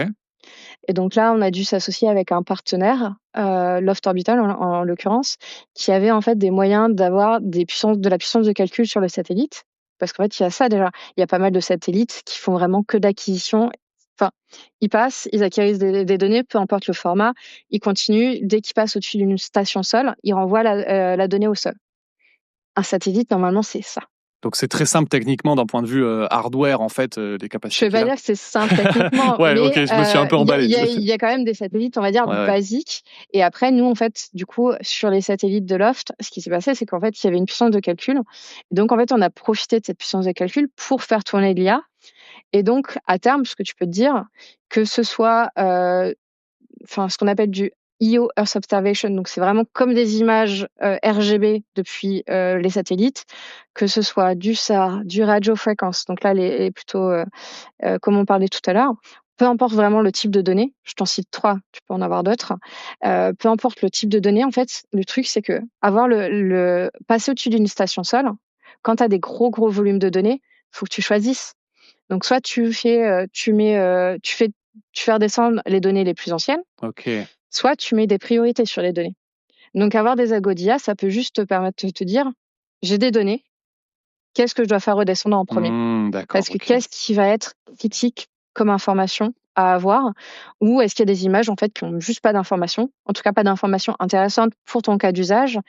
Et donc dans ce cas-là, en fait, tu la renvoies pas quasiment en fait. Ouais, ok. Non, mais très clair comme exemple. C'est-à-dire que de base, il est un peu bête, il renvoie tout et donc il a une espèce de first in, first out à chaque fois qu'il passe C'est ça, ouais. pour vider C'est une file d'attente et du coup, ou donc sinon tu rajoutes une couche en te disant, je vais essayer de mettre un ordre de priorité sur ce que je dois redescendre ou filtrer carrément des choses pour ne pas les redescendre du tout, pour gagner de la bande passante en fait, parce que du coup, les bandes passantes, que ce soit pour faire monter ton algorithme sur le satellite ou pour faire redescendre tes images, ça coûte en fait. Et donc tu veux prioriser. Il y a peut-être un truc dont je peux parler en fait d'ailleurs, je viens de m'en apercevoir avec mon exemple, c'est que du coup en fait le satellite était déjà en l'air quand on a envoyé le modèle d'IA. Donc du coup, il a fallu faire pas mal de travaux sur la compression dans un sens de notre modèle et de la pipeline de manière générale pour qu'en fait il puisse tourner sur le satellite, mais surtout qu'on puisse l'envoyer. Parce que du coup, ce qu'on voit avec les LM, etc., c'est que souvent c'est toujours des plus gros modèles. Et ce qu'on a oublié, c'est que il y a encore des cas, ce qu'on appelle plutôt de l'embarquer, où en fait justement on a toujours les contraintes techniques, où en fait on doit avoir des choses très légères, sans compromettre la performance en plus, idéalement. Mais la contrainte, elle est surtout. Alors, est-ce qu'elle est surtout sur la. Donc, tu m'as dit quand même que les satellites, c'est des machines qui, en termes de capacité de calcul, sont souvent limitées. Donc, c'est de l'embarquer. Ils mettent ce qu'ils ont besoin. Ouais, c'est ça. Je vais le former comme ça. C'est ça, parce qu'effectivement, j'imagine que plus c'est lourd, plus c'est compliqué, plus ça coûte cher, etc. Mais tu as aussi une limitation de bande passante parce que l'envoi de la donnée, je sais pas quel est le débit quand tu envoies de la donnée, mais c'est hyper limité, c'est ça? Je sais plus, je crois que c'était 100 MO/h ou un truc comme ça. 100 MO/h, ah ouais, incroyable. Je suis à prendre avec des pincettes, non, mais je pense que c'est vraiment un ordre de grandeur que tu peux garder, mais que le chiffre doit pas être super bon. Mais niveau ordre de grandeur, c'est pas tu télécharges un film chez toi en fait. Ah oui, non, c'est l'époque du 56K, même pas quoi. Oui, non, c'est le satellite est très loin, il y a des contraintes techniques. Il y a de la perte, j'imagine. Faut de la redondance forcément. Et donc, en fait, du coup, tu envoies des toutes petites quantités de données vers le satellite, en fait. Et donc, nous, on ne pouvait pas se permettre d'avoir des choses qui étaient... je crois que la première version de notre Docker était à 3 gigas. Et vraiment, je donnerai pas le chiffre, mais vraiment, on était bien en dessous du téléchargement en 1 heure. Ok. Trop bien. Ok. Du fait d'avoir réduit vachement le modèle à posteriori. En fait, pas forcément que le modèle, mais en fait, on s'est aperçu qu'on avait pas mal de dépendance sur des librairies qu'on pouvait enlever, en fait, tout simplement. Donc là, il y avait, je sais pas si tu ranges ça quand même dans la catégorie ingénieur IA, mais en tout cas ingénieur software de manière un peu plus générale, il y avait quand même beaucoup d'optimisation sur notre brique logicielle. Parce qu'en fait, typiquement, il y a une librairie, je crois qu'on a enlevé 2,5 gigas d'un coup, en fait, en Ah l'enlevant. ouais, effectivement. Oui, non, mais il y a Oui, des c'est choses pas qui que du peuvent être. travail d'IA, il y a du travail de Il y a pur. du travail vraiment d'ingénierie qui reste tout aussi important et qu'on a tendance à moins voir depuis quelques années parce que du coup, en fait, tant que c'est sur des machines simples sur sol pour générer des images ou autres, en fait, les gens ont tendance à prendre toutes les ressources qu'ils ont. Bien sûr. Ce qui, en fait, comme les ressources augmentent, et bah, du coup, tu as de plus en plus de capacité de calcul, etc. Et donc, la facilité, c'est de jamais faire ce travail, finalement. Où nous, en fait, avec les soucis d'avoir un truc embarqué, avec des contraintes techniques fortes, on a dû le faire, en fait. Ouais, puis l'image Docker est un bon exemple de truc qui est comment dire, Par gourmand. non mais ouais, bloated en fait, on en met des couches et il y a la moitié qui sert à rien, tu te retrouves avec une Ouais, image qui non, fait mais 3 ouais. gigas effectivement, et c'est très, je pense que c'est très courant dans l'industrie parce qu'en fait aujourd'hui on s'en fout, on pousse Voilà. notre truc en prod de 3 gigas, ça va être uploadé en 10 secondes, allez, je dis n'importe quoi. Non, mais oui, Bon, c'est voilà, ça. Tu avais un niveau hors de grandeur, même si les chiffres sont un peu au niveau hors de grandeur. Je pense qu'on a vraiment deux poids, deux mesures sur cet exemple. Et c'est quelque chose où, en fait, on se dit, ben, moi, je sais pas où le trouver ailleurs. Si, peut-être sur des micro-composants, des domaines un peu niches. non mais Mais sur dans le domaine l'embarqué de en la général en défense, fait, ouais. ouais, dans le domaine de la défense, il y a quand même beaucoup de choses qui vont être en embarqué. Et donc, en fait, c'est un problème qui reste à jour et sur lequel, en fait, il y a toujours des gens qui travaillent, qui cherchent à faire des choses. Ouais, ok, trop bien. Je voulais te demander un sujet aussi qui m'intéresse. On en a un peu parlé, tu vois, donc sur l'encadrement des IA offensifs, parce que donc Ouais. ça fait un moment qu'on en parle. Tu as dit l'Europe, pas de robots tueurs autonomes, pas les trucs qu'on voit dans Black Mirror là, Non. voilà, qui ont Non. fait tout le monde là.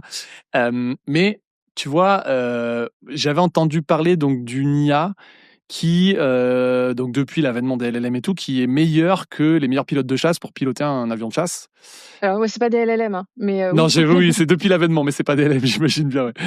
Sinon, ça serait chaud Euh, quand même. Ouais. non, oui, bah, du coup, en fait, Shading, on a montré il y a pas très longtemps, la vidéo est impressionnante, mais je sais pas si elle est en ligne, Ok. où en fait, on voit un pilote d'avion avec les mains sur le volant, je sais pas comment ça Ouais, s'appelle, ouais. et lui dire: «Let's go» et vraiment tout lâcher. Tout lâché. Et du coup, en fait, c'était pour une simulation entre deux avions, un Gripen en l'occurrence, avec un avion en face où il y avait besoin de faire des manœuvres, etc. Comme si c'était deux avions qui étaient dans une manœuvre pour s'attaquer l'un l'autre, en fait. Et où du coup, donc c'est un algorithme de reinforcement learning, d'apprentissage par renforcement, qui a pris la main et qui a dirigé le Gripen vraiment tout seul. Tout le long, donc face à un humain en Pendant fait. tous les face du coup, de l'autre côté, il y avait un humain. Ouais. Côté Gripen, il y avait quand même un pilote au cas où, en fait, il y a un problème technique. Ouais. Mais du coup, le pilote n'a pas eu à intervenir pendant cet exercice-là. Il y a eu plusieurs vols. Donc pareil, ça devait être au moins une première européenne, voire mondiale. C'est pas du tout mes équipes, mais du coup, les gens qui travaillent dessus sont assez impressionnants, je dois Tu l'avouer. m'étonnes. Et l'IA gagne à chaque fois. L'IA gagne très, très, très souvent. Il y a eu, on a fait en interne et avec du coup pour les partenaires beaucoup de démos où on se prenait pas forcément les avions directement, mais on prenait du coup les simulateurs. Donc l'IA intervenait sur le simulateur face à des pilotes aguerris. Moi j'ai perdu en 3 secondes. Hein. J'ai C'est essayé. Je peut-être crois que pas ton métier, ouais. j'ai essayé. Je crois que j'ai fait crasher l'avion parce que moi je ne sais pas piloter un avion. Il n'y a pas eu besoin de l'IA en fait. C'était. Ouais. Non. Face à moi, il n'y avait pas eu besoin de l'IA, clairement. Après, face à des pilotes expérimentés qui, eux, savent faire voler les avions, il y a des moments où, bah, tu le vois, en fait, des fois, c'est assez serré, des fois, c'est l'IA qui gagne de loin. Ok. Et en fait, les statistiques, à la fin, étaient vraiment en faveur de l'IA, qui arrivait à prendre plus de contexte, parce que du coup, l'IA arrivait à prendre un peu plus de contexte, à anticiper un peu plus certains mouvements, à prédire des mouvements humains. Ok. Et donc à les contrer un petit peu mieux, en fait, finalement. Parce que l'exercice, il Donc, ressemble à quoi? Alors, C'est le il y premier avait qui arrive du à tirer sur c'est le l'autre, c'est premier qui ça? arrive à descendre l'autre. Ouais, Ouais, je OK, suis désolée, ouais. Ah c'est ouais, non, pas mais c'est super loin. ça. Ou, du coup, après, il y a aussi un truc, c'est que si toi, tu as court de munitions, tu as aussi un peu perdu dans un sens. D'accord, ouais, bien sûr. À moins que tu te craches dans l'autre avion, mais dans ce cas-là, tu perds l'humain, donc c'est pas vraiment Ouais, le c'est pas vrai, c'est c'est pas match le nul but. ça, ouais, c'est pas vraiment gagné quand même, hein. Alors, si les 2 n'ont plus munitions, c'est match nul, mais si Ouais. tu en as un qui a plus de munitions et l'autre qui a des munitions, Oui, mais s'il y en a un si le dernier qui a plus de munitions, son truc, c'est de se cracher dans celui qui a des munitions, tu c'est vois? pas une solution viable, c'est C'est pas une match solution que tu nul, as on envie. est voilà, c'est pas Non, vraiment il y a pas de match nul, c'est soit tu as plus de munitions et du d'accord, moment pour moi, à partir du moment où tu as plus de munitions, tu as perdu. OK. Parce que tu as plus de Ouais, munitions, tu ouais, dois juste OK. rentrer et espérer de ne pas te faire tirer dessus. Si ton adversaire perd sa munition à ce moment-là, c'est match nul. OK, Ça, je suis d'accord. OK. Mais oui, en fait, tu pas envie de perdre une vie humaine en Mmh. envoyant, ton avion sur un autre. Donc il y avait, les premiers exercices, c'était du coup, c'était un avion contre un avion et après du coup, il y a des scénarios qui ont été un peu plus complexifiés, pour essayer d'être un peu plus réaliste, C'est-à-dire quoi? Avec des flottes d'avions ou avec des avec plusieurs avions, ouais. 1 contre 2 avions ou 2 contre 3 avions, enfin des trucs comme ça, quoi. OK. Et attends, juste concrètement, parce que tu m'as dit le simulateur, je comprends très bien. Dans la vraie vie, Ouais. quand tu le fais vrai exercice avec les vrais avions, Alors ouais, là, ça a été en tu 1v1 dans la vraie vie, hein. Pour l'instant, dit la quoi? deuxième. Un Pour v 1 l'instant, dans dans la la vraie vraie vie. Dans la vie, vraie vie, c'est ça que a été 1 1v1 contre 1. OK. avec du coup une IA face à un pilote Ouais, humain. ouais, ouais, OK. Pour l'instant, il y a pas eu la prochaine étape avec, plus d'avions, mais Mais du coup, il tire avec des balles en mousse. Enfin, je veux dire, tu vois, c'est quoi? Il y a une techno pour c'est que. une très bonne question. Ouais, J'ai pas rega j'ai pas vu, enfin, j'ai vu une OK. partie de la vidéo et de l'exercice, C'est des trucs au mais ils laser ont peut-être ou je sais pas. peut-être au Ouais, laser, j'ai pas la réponse à te fournir. Je sais pas si OK. c'est des balles en mousse ou pas. Enfin, je dis balles en mousse, c'est pour illustrer, hein, Oui, parce oui, que bien du sûr, coup, ouais. j'imagine que ça va quand même être assez difficile d'avoir, quelque chose de suffisamment réaliste au niveau poids, vitesse et cetera, Ouais, c'est ça, mais ouais. qui va pas endommager l'avion en face. Parce Ouais, que ouais, du c'est coup, là, il clair. y avait là, on parlait quand même de 2 avions avec deux pilotes dedans. Donc, Ouais, ouais, le but, c'était absolument pas de les blesser. ouais. C'était de montrer une capacité. Donc après, peut-être qu'il y avait, un système de points un petit peu différent où, si tu arrivais à loquer l'avion ennemi, dans Ouais, ce cas-là, tu gagnais. ouais, Déjà, je OK. pense que ça, à partir du moment où tu arrives à loquer l'avion en face, en fait, il y a des Le missiles missile, ils sont guidés, ouais. qui Ouais, vont pouvoir, être guidés un minimum et donc atterrir dans l'avion si tu le lances. ouais, OK, Heu, OK. Mais ça, alors, ça rentre pas dans le cadre des robots tueurs autonomes, ce genre de truc? non, ça dépend. Dans la C'est difficile, mesure ouais, c'est pas cool de dire ça dépend. Non, non, mais en fait, à partir du moment enfin, pour l'instant, c'est des essais qu'on montre. OK. Donc pour l'instant, il y a toujours un humain dans la boucle. Mmh. Ce que je disais tout à l'heure, tu peux voir à n'importe quel moment, le pilote pouvait dire, C'est «Je moi. reprends, la main» et c'est plus l'IA qui gère pour, le vol de l'avion. À l'heure actuelle, on n'envoyait pas non plus de missiles. Mmh. Si demain, ça peut être juste, l'IA qui dit: «J'ai loqué l'avion, est-ce que tu veux envoyer?» et l'humain qui appuie dessus. Tu vois? Il y a beaucoup de nuances encore. On n'est clairement pas au niveau du robot autonome, robot tueur autonome. Il y a encore des nuances avant et en fait, pour l'instant, en fait, la réglementation européenne est assez claire, c'est, human in the loop et donc là, en fait, même pour encore des étapes suivantes, on peut garder l'humain derrière et quand je dis le pilote, en fait, j'ai même un petit peu tort là-dessus. C'est que tu peux à terme, tu pourrais imaginer envoyer un avion sans pilote et avoir un opérateur humain très loin, dans une base sur le sol à l'abri, Oui. qui lui décide à partir d'un flux vidéo qu'il reçoit Ouais. et d'informations qu'il reçoit. Mais ce qui est quand même un peu compliqué à tenir quand même, c'est que tu vois, je veux dire, si on prend l'exemple concret de OK, j'ai loqué la cible, appuie Ouais. sur le bouton. En fait, le temps de réaction qu'il faut à ce moment-là, tu vois, se dire, ça se trouve, il y a que l'IA qui peut l'avoir, et donc potentiellement, l'humain va dégrader la performance de ton IA. Donc à un moment, faut. Écoute, c'est pour ça Ouais, qu'il y a des ouais, pays qui se posent pas la question d'avoir un humain dans la loupe. Moi, enfin, on va pas aller, en dehors des principes européens pour ça. Il y a peut-être des pays qui souhaiteraient le faire à un moment, mais c'est pas ce qui est souhaité et souhaitable pour l'Europe, de mon point de vue. OK. Donc certes, il y a des choses où en fait, le temps de réaction, ce serait plutôt l'IA. Après, à partir du moment où tu es loqué, je pense que tu peux rester loqué plusieurs secondes et que dans ce Ouais, cas-là, tu as c'est un temps de possible, mais réaction humain. je prends exprès l'exemple extrême, tu Tu vois, prends mais ouais, ouais. mais à juste titre, en fait, tu as tout à fait raison de le faire. Mais du coup, il y a clairement des choses où en fait, l'humain aurait probablement un temps de réaction trop long. Mais là, j'ai envie de te dire, ce sera, je sais pas si je dois dire au cas par cas ou pas, mais en tout cas, ce sera dans le cadre des réglementations. Et puis après, peut-être qu'il y a des choses qui seront autorisées, mais je pense que ce sera case by case, au cas par cas, Ouais. pour faire ça, et qu'il n'y a pas de raison que tu te donnes, toi, en tant qu'entité privée, publique, le droit de faire des choses que la réglementation t'interdit. Interdit, ouais. Mais est-ce que du coup les deux on va dire les deux grosses puissances aujourd'hui qui sont quand même qui sont les grosses puissances économiques de l'IA et tout, qui sont la Chine et les USA, qui discutent beaucoup sur ces sujets depuis Ouais. longtemps et encore plus récemment, puisqu'effectivement la technologie s'est accélérée là-dessus. Bon, t'es pas dans le secret des dieux, on n'a pas leur vraie négociation et tout. Ils parlent entre eux. Je suis pas sûr que même l'Europe soit dans les discussions aujourd'hui, tu vois. Pas toujours. Ouais. On le voit. Bien sûr, mais en même temps, aujourd'hui, c'est pas le même, c'est pas le. Ouais, ils sont en avance, clairement, de loin. Et quelles sont leurs positions là-dessus, là, officielles en tout cas? Ça me fait sourire quand tu me dis que l'Europe est pas au niveau, parce qu'en fait, il y a quand même, quand tu prends les chercheurs aux États-Unis, il y a quand même une base européenne. Ouais, ça c'est sûr. Et je pense qu'on peut prendre un petit peu le côté français dessus, et française, qui est clairement non négligeable. Non, mais je parlais surtout économiquement, en fait, tu vois. Économiquement, en ouais, fait. je suis d'accord. Et donc économiquement, on peut le voir sur pas mal d'aspects. En fait, ils sont beaucoup plus, on va dire, libéral avec les données personnelles des gens. Ouais. En Europe, on protège quand même beaucoup la donnée personnelle des gens, tout ce qui est réglementation de la protection, donc, RGPD, réglementation générale de la protection des données, par exemple, c'est pas des concepts qui existent dans ces pays-là. En Chine, tu peux faire du tracking biométrique sans aucun problème. En Europe, c'est strictement interdit. Tu ne peux pas avoir des IA en Europe. Ça, je crois que c'est le AI Act qui définit ça. Tu peux pas avoir en Europe des IA qui permettent de reconnaître des gens, à part dans des cas ultra précis du genre enlèvement, etc. Sinon, c'est juste interdit.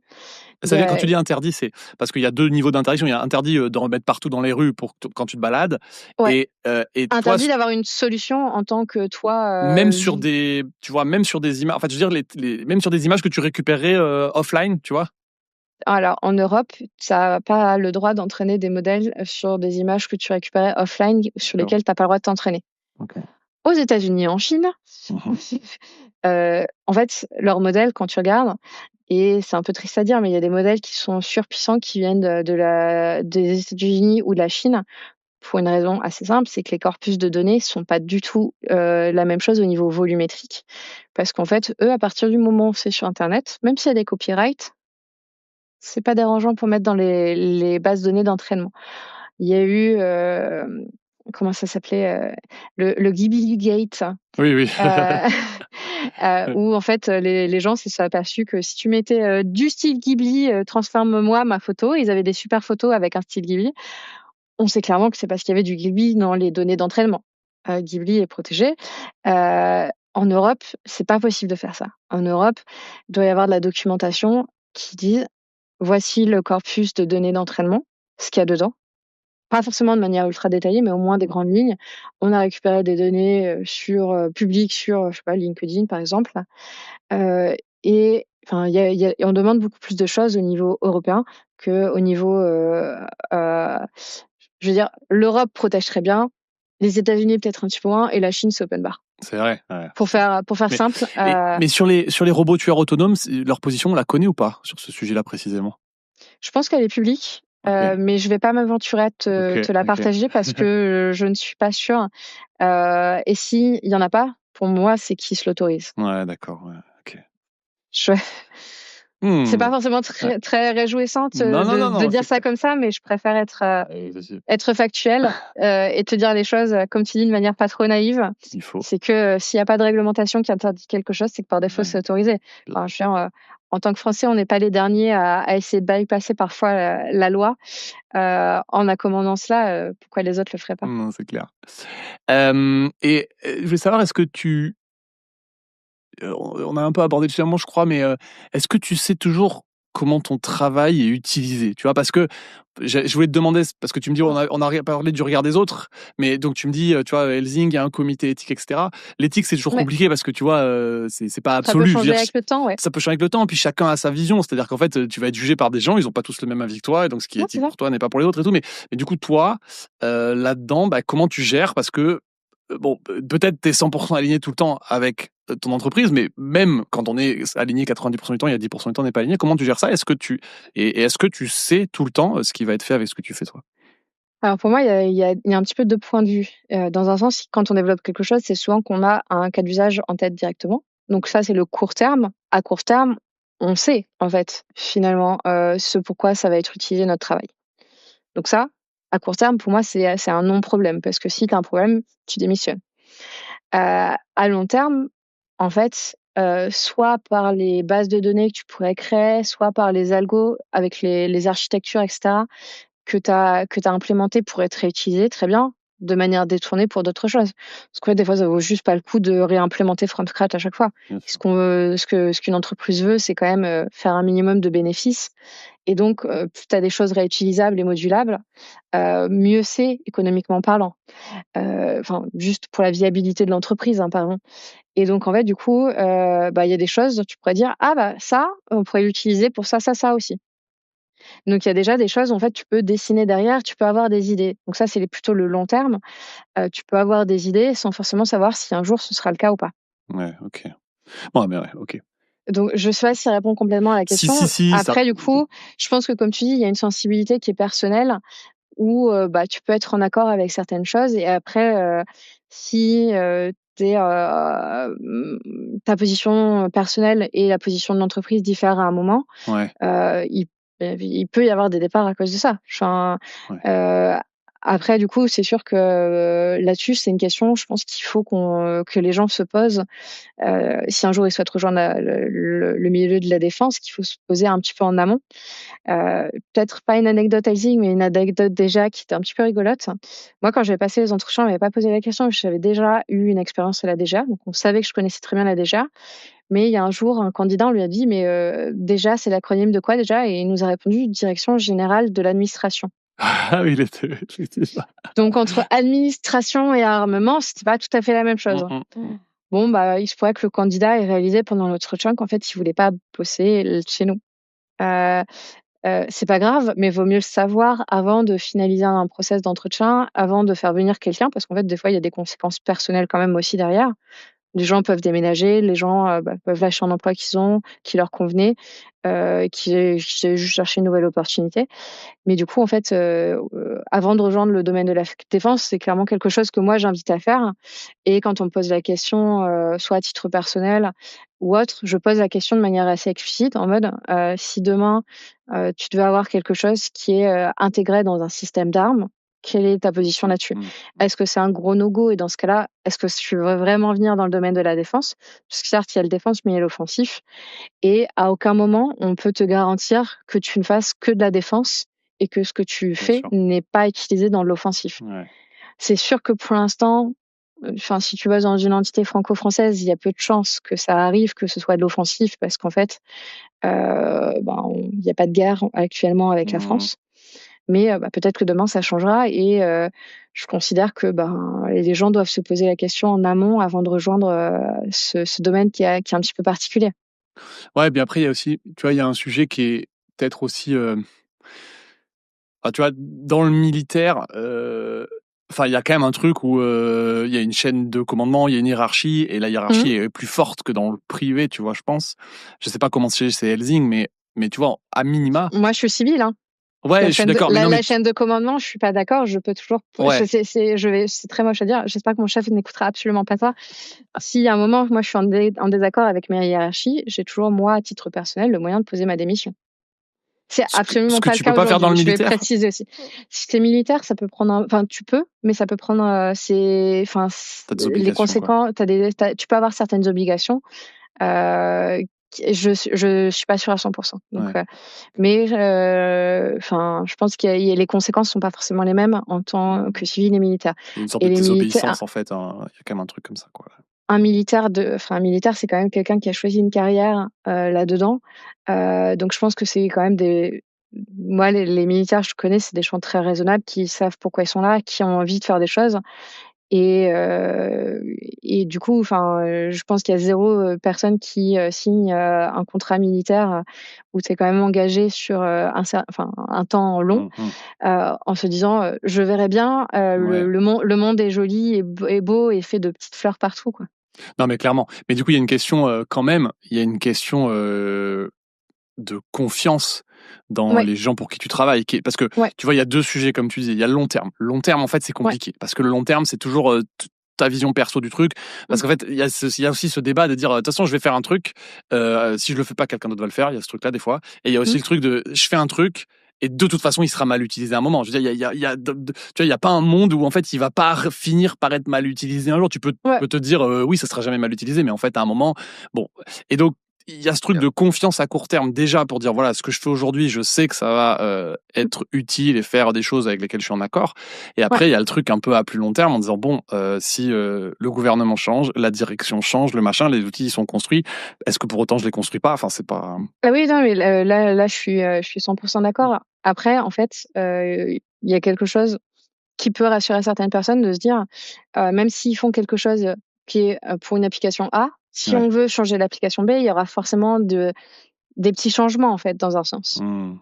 Que ce soit de la base de données avec un entraînement de modèle et cetera pour l'IA, pour d'autres choses, d'autres changements. Mais, il y a quand même une chance assez infime que ce soit utilisé de manière directe, pour de l'offensif si c'était pas le cas de base. Donc, certes, il y a une partie de ta production qui peut être utilisée pour ça, mais ce sera pas ta production directe, je trouve. Mmh. 2, si c'était le cas, ben, moi, ça me dérangerait pas forcément tant que ça. Après, ça fait quand même pas mal d'années que je suis dans la défense, Ouais. donc j'ai peut-être une vue un petit peu différente de la plupart des gens là-dessus. Et puis, comme tu dis, en fait, moi, j'ai toujours eu énormément confiance dans ma hiérarchie. C'est quelque chose, qui me poserait problème si c'était pas le cas. J'ai la chance, tu vois, d'avoir un métier où en fait, je reçois des sollicitations que je refuse plutôt que je galère à trouver un travail. Donc, c'est sûr que vis-à-vis pas mal de gens, quand je dis, poser sa dème, c'est affreux à dire dans un sens parce Mmh. qu'il y a plein de gens qui pourraient se dire: «Mais ce serait catastrophique pour eux». Moi, je sais que j'arriverai à trouver probablement un travail, dans un temps assez limité, en fait. Donc si tu as pas confiance dans ta hiérarchie et dans les gens qui t'entourent, moi, je sais que j'ai le choix aussi, en fait, là-dessus. Mmh. C'est dur à dire, Oui, hein. bien sûr. Non, mais. C'est dur à dire, mais Mmh. encore une fois, j'essaye d'être factuelle. Je me sens vraiment mal de dire ça parce que je pense à pas mal de copains à Ouais. moi qui ont pas cette chance et du coup, oui, demain, la hiérarchie change, que ce soit côté public ou privé. Il peut y avoir des choses qui sont faites de manière différente et cetera. Après, à chaque personne de réévaluer, s'il souhaite continuer ou pas, en fait. Moi, pour l'instant, j'ai toujours choisi de continuer, donc c'est que C'est que la la confiance. Ouais. confiance est là, à la fois dans mes collègues directs et dans ma hiérarchie, en fait. Et donc, tout ce que tu vois là, parce que tu vois quand même, j'imagine quand même beaucoup de choses, ça te rend un peu parano ou pas? Très bonne question. Je vais peut-être remettre un petit peu de contexte pour l'audience. Quand Mathieu m'a contactée, il y a quelques semaines du coup, j'ai dit: «Ah, un podcast, super!» Et puis après je me suis aperçue qu'il y avait, la chaîne YouTube et compagnie et là j'étais en mode: «Ah, qu'est-ce que je fais?» parce que, j'ai absolument pas l'habitude de m'exposer publiquement.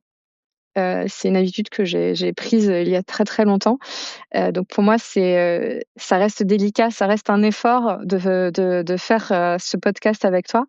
Heu et puis, donc Mathieu m'a dit: «Bah, sinon on peut essayer de voir pour, ne pas mettre ton visage du tout» et j'étais en mode: «Oh là là, mais c'est l'inverse en fait, c'est pas non plus un bon signal».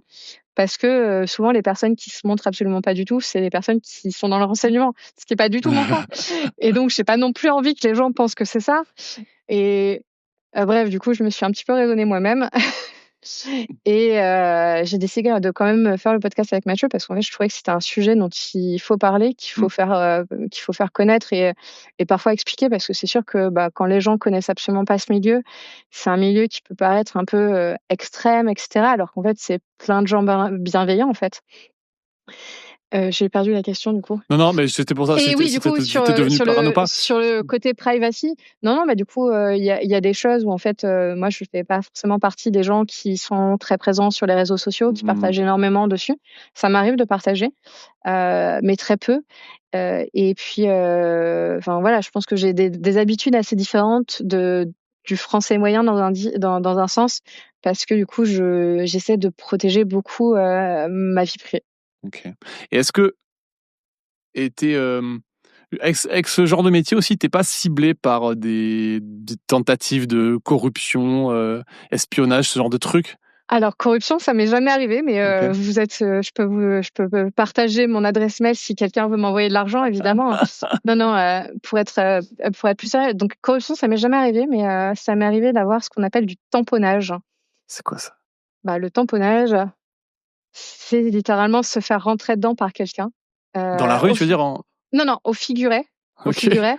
J'étais en train de présenter je suis désolée. J'étais en train de présenter des travaux qu'on avait fait côté DGA et donc c'était dans le cadre d'une conférence où il y avait pas mal d'acteurs militaires, etc., mais surtout avec d'autres pays. Ok. J'ai pas forcément besoin de citer le pays en l'occurrence, mais du coup il y a une journaliste d'un pays étranger qui vient me voir, qui fait: «On aimerait faire un article sur ce que vous présentez. Est-ce que vous pourriez m'en dire plus?» Donc déjà, elle avait aucune idée de ce que je présentais, donc c'était un petit peu bizarre. Et puis du coup, ils ont commencé à me filmer sans mon autorisation. Et puis en fait, quand je disais A, elle me répondait: «Ah, vous faites B». Donc en fait, je disais: «Mais en fait, c'est pas ce que je dis, enfin, vous déformez mes propos». Et donc là, en fait, elle a commencé à être assez agressive en me disant: «Ah mais si vous voulez pas parler, on fera pas de la pub pour votre sujet, vous serez pas connus et ce sera pas bien pour vous». Enfin voilà, elle commençait à débiter toute une sorte, enfin des menaces en fait. Ok. Je reste très soft là, hein. J'ai pas envie de faire Ouais. forcément peur aux gens, mais du coup, il y a eu, voilà, des choses comme ça qui commençaient à monter. Et en fait, du coup, bah, j'avais quand même connaissance de ça et que ça pouvait arriver. C'était la première fois que ça m'arrivait, mais du coup, j'ai quand même eu un très bon réflexe qui a été de dire: «Écoutez, très bien, pas de problème, ne faites pas de la pub sur moi. Di Effacez toutes les images en fait, il y a pas besoin de faire de la pub en fait, j'ai pas besoin de vous et on va s'arrêter de discuter tout de suite». Ok. Et derrière, j'ai passé un petit appel à la sécurité de l'événement, qui gère notamment tous ces incidents-là, qui sont venus me voir, donc qui m'ont demandé de leur faire un feedback à chaud. J'ai eu aussi un débrief à froid un peu plus tard, et en fait qui m'ont dit: «Bon écoutez, vous avez très bien réagi, vous avez enfin vous avez Ouais. donné une réponse qui était très claire et très bonne et qui a justement, qui était pas ouverte, où elle pouvait encore essayer de m'avoir moi». Et qu'en fait, ils m'ont aussi dit que du coup, la journaliste de ce pays en question était en fait, commençait à agresser pas mal de gens parce qu'en fait, c'était genre la 5 ou 6e plainte qu'ils avaient. Ok. Elle était repartie voir d'autres gens derrière. Et en fait, du coup, je suis pas sûre qu'ils ont fini par l'escorter en disant en fait, là, Mais vous embêtez tout le monde. c'était quoi son objectif? Son objectif, c'était justement de faire dire des choses aux gens qu'il ne disait pas et de créer Ok. des polémiques, en fait. Là, c'était une version, je pense que c'était une version qui était quand même un peu inquiétante, mais pas la plus hard qu'on peut avoir. C'est qu'il y a des tamponnages qui sont bah, plus discrets sur des filatures, etc. J'ai pas l'impression que ce me soit déjà arrivé. Ouais, J'espère que ça ne m'arrivera jamais. si tu le savais, c'est que c'était pas bien fait, sinon. Non, mais du coup, enfin, il y a des choses dont on peut entendre parler qui sont encore plus violentes dans un sens. Là, finalement, c'est quelqu'un qui essaye d'overstep. Ça pourrait être quelqu'un de random dans la rue, qui a envie de faire, son show, ça pourrait être la même chose. Donc c'est pour ça, enfin, j'étais pas sereine sur le moment. A posteriori, de toute façon, j'ai eu les bons réflexes et cetera. Mais c'est pas forcément quelque chose d'agréable à Ouais, vivre. non, bien sûr, bien Heu sûr. C'est et évident. puis du coup, c'est sûr que, bah, si on travaille dans l'énergie verte, je suis pas sûre que les gens se fassent tamponner régulièrement par Ouais, rapport à là. c'est pas, c'est un bon sujet, mais en fait, quand tu es dans les trucs écolos, en tout cas, tu dois aussi avoir des tentatives de te faire dire ce que, tu Bon, vois, bah, des trucs que tu veux j'essaierai pas dire, il de doit y avoir trouver ouais, ouais. un nouveau domaine, Moi, dans la où c'est compta, pas ça va, possible. si tu veux Dans la tout compta, ça savoir. ouais, Ouais, voilà. franchement, ça va. Il y a personne qui vient me faire dire des trucs que je voudrais pas dire. Écoute, on a fait un bon tour là de plein de choses. Ouais. Est-ce que tu es optimiste pour l'avenir de nos démocraties? J'espère, je me bats pour en tout cas. Je pense que c'est des modèles qui sont quand même très sains par rapport à des modèles, on va dire, un peu plus dictatorial. Je sais pas trop comment le formuler. Ouais, c'est quelque chose en tout cas pour lequel moi j'ai envie de me battre. Le système n'est pas parfait, aucune démocratie n'est parfaite. C'est pour ça qu'il y a des systèmes de scoring sur des démocraties, mais en tout cas ça fait partie des systèmes depuis l'Antiquité jusqu'à aujourd'hui. Ça fait partie des systèmes en tout cas qui traitent le mieux les populations. Enfin, je considère que du coup, c'est probablement un des meilleurs systèmes qu'on ait à l'heure actuelle. Je dis pas que c'est le meilleur, je dis pas qu'on aura mieux un jour ou pas, mais en tout cas, c'est ce qui a montré, de par l'histoire et cetera, un des meilleurs traitements au niveau humain, développement, aussi protection, de l'environnement, enfin de pas mal de choses, qui en fait, va dans un sens où moi j'ai envie d'aller. Et donc, je préfère largement me dire, je protège les démocraties plutôt que enfin, typiquement, je serais très malheureuse d'aller dans la vente, par exemple. C'est quelque chose qui me concernerait absolument pas. De me dire, je dois trouver des algos pour faire vendre plus de choses à une entreprise. C'est quelque chose qui me correspond absolument pas et quelque chose dont en fait je serais pas forcément fière au quotidien, ou j'aurais pas forcément la motivation de me lever. Comme là, j'ai une motivation de me lever le matin pour essayer d'améliorer les choses. Le sens de ce que tu fais, ouais. Ok. Ouais. Eh ben, écoute, très cool, Adeline. Merci pour toutes ces informations. C'était hyper riche. Est-ce que je peux te laisser un petit mot de la fin pour clôturer l'épisode?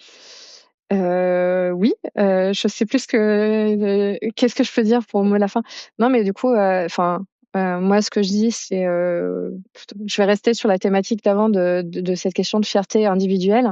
On a tous des valeurs différentes, on a tous des appétences différentes.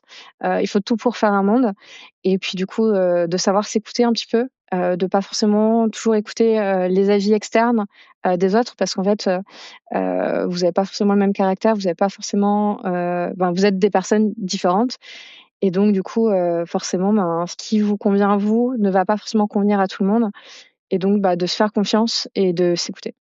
Ça marche. Alors ça y est, même les pilotes de chasse sont en passe d'être remplacés par des IA. Sauf que eux, c'est pas au LLM qu'ils doivent en vouloir. C'est un autre domaine, un peu plus ancien, mais qui continue de faire ses preuves, et qu'on appelle le reinforcement learning. C'est entre autres à lui que l'on doit AlphaGo, l'IA qui a surpassé l'humain au jeu de Go alors que tout le monde pensait que c'était impossible. Et puis beaucoup d'autres IA qui nous ridiculisent dans la plupart des jeux, même les jeux vidéo. J'avais reçu Laurent, un des plus grands experts français du domaine, qui a longtemps bossé pour Google DeepMind et qui m'avait aidé à comprendre les idées cachées derrière ces algos surpuissants. Eh bien, on finira sur ces belles paroles. Super. Merci beaucoup, Adeline. Merci à toi pour m'avoir invitée, c'était, une très belle expérience. Avec grand plaisir, j'étais trop content de t'avoir. Eh ben, je te dis à bientôt. Salut Mathieu, à Salut. bientôt.